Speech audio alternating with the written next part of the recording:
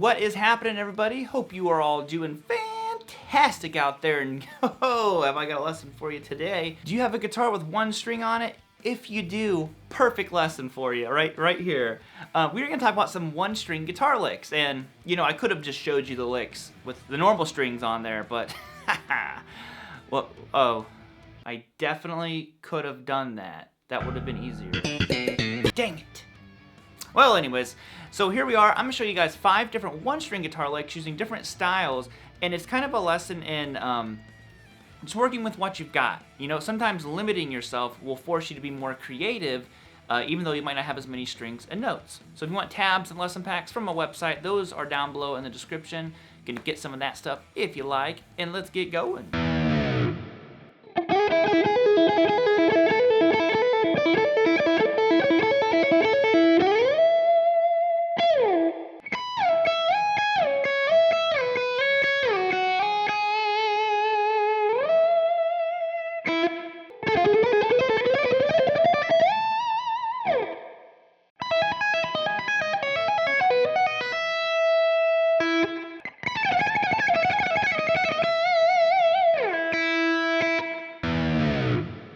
All right, lick number 1. So utilizing some open strings here. Now, I guess I don't really tell you what string we're on since they're all gonna be on the high E string, and they're all almost out of the key of E. The one is like A harmonic minor, which I'll point that out when we get to it. But let's go ahead and just jump into this one. So essentially what's happening here is we're actually moving through a little bit of a chord progression. So even though we don't have all 6 strings, we can still play chords.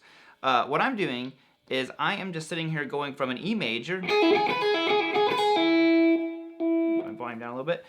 Basically, I'm going to go 4, pull up open on the high E string. Okay, I pick that, then I pick it again, and I hammer onto 7. Then I pull from 7 off to 4, and then back to open. I'm only actually picking 2 notes, so I go. Actually, no, I'm sorry, I'm picking 3 notes. And what's happening there is I'm outlining, like I said, in E major. I'm going open, which is an E. Then I go to the what is that, G sharp note, and then I go to my B. Okay, and I repeat that 2 times. What happens here is I move up to this one, which is kind of like an A sus2 chord. So I'm gonna go same pattern, 5, pull up open on the high string. Now I go back to 5, and I go to was a 7 on the high. Pull off the 5, pull off to open. Same exact notes other than that 5, you know, from the other one. When you play them next to each other, you can hear the chord change happen. Okay? Now this pattern I change a little. Because I'm going from a D sus2 down to an A major. So I'm going to go 10, pull off open on the high string. Then I go to 5, and I go to 10 again. Pull off from that 10 to 5, and back to open. So, sorry, oops. Okay. Okay, so we have that going on with that one. Now to make it that A, all I do is I change that D note, boom, back to a C sharp, and I'm gonna go 9, then 5, 9, 5, open. And you can start it over again, so.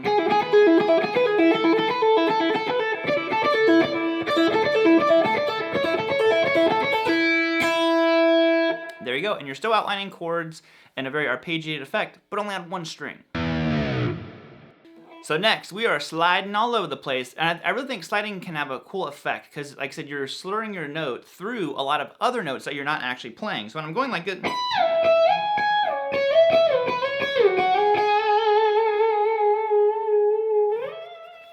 you're hearing, you know, little bits of other notes that aren't actually included, but it sounds a little bit cooler to me than just going like this.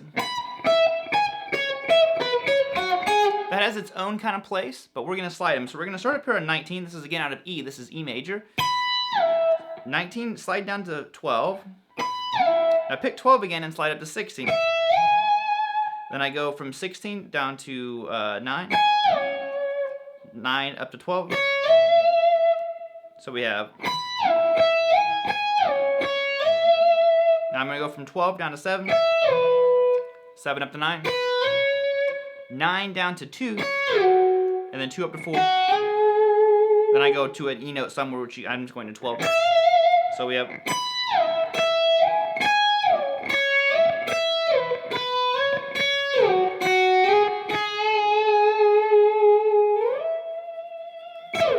simple, but you notice I'm picking notes that are pretty far apart. I'm not doing the note that's next to it. I'm not going like, sorry. Nothing like that. I want very wide intervals between these notes.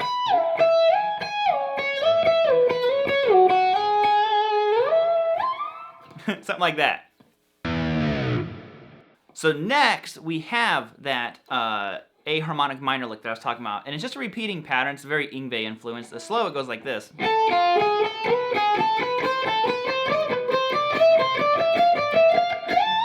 And Yngwie would have played it without any of those mistakes in there. A little bit better that time.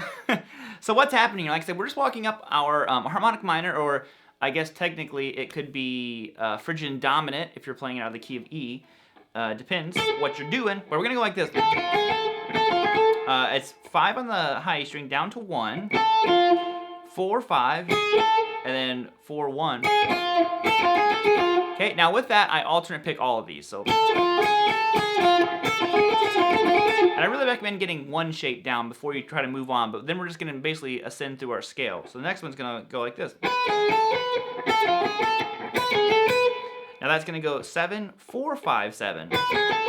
Shifting up again, we're gonna go 8 to 5, 7, 5, or 7, 8. So up again, you're gonna go 10, 7, 8, 10. We're almost home. 12, 8, 10. Then you're gonna go 13, 10, 12, 13. Slide up to that 17. Like I said, depending on your chord progression, it could be dominant Phrygian out of E or harmonic minor. Depends on what you're using. But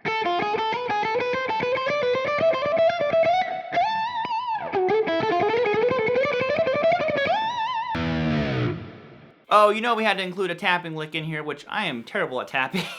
So it's probably not the most original idea, but I like what was happening. Again, we're outlining some chords, not really the focus here. I was strictly going for sound. What was, appealing to my ear. So it starts out with kind of a big little lot of notes here.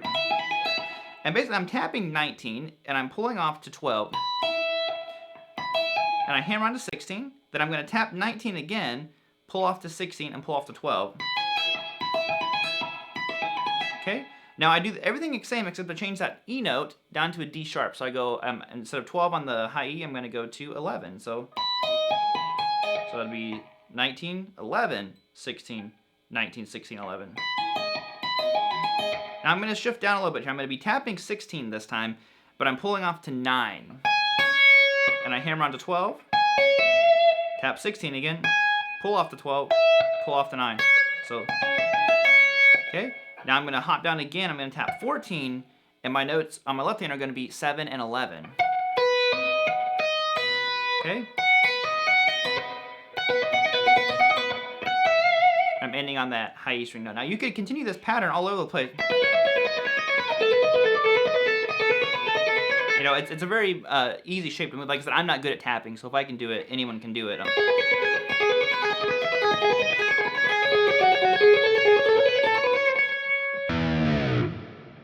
All right, now the final one here is a descending run, which I do all the time. I'm not real sure if I got it from someone or if I kind of came up with myself. It's kind of Yngwie influence, so I'm just going to give credit to him.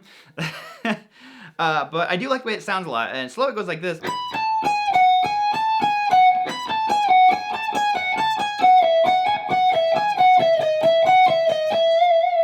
And this works well in any scale, any shape.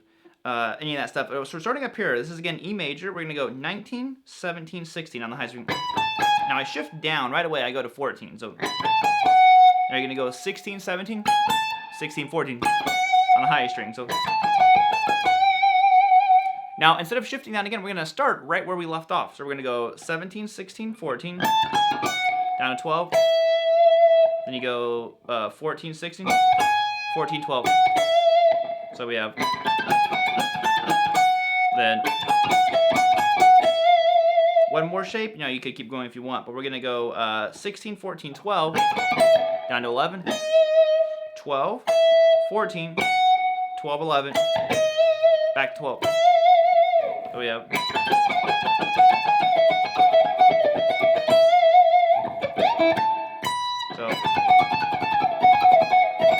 Again, if you wanted to keep going.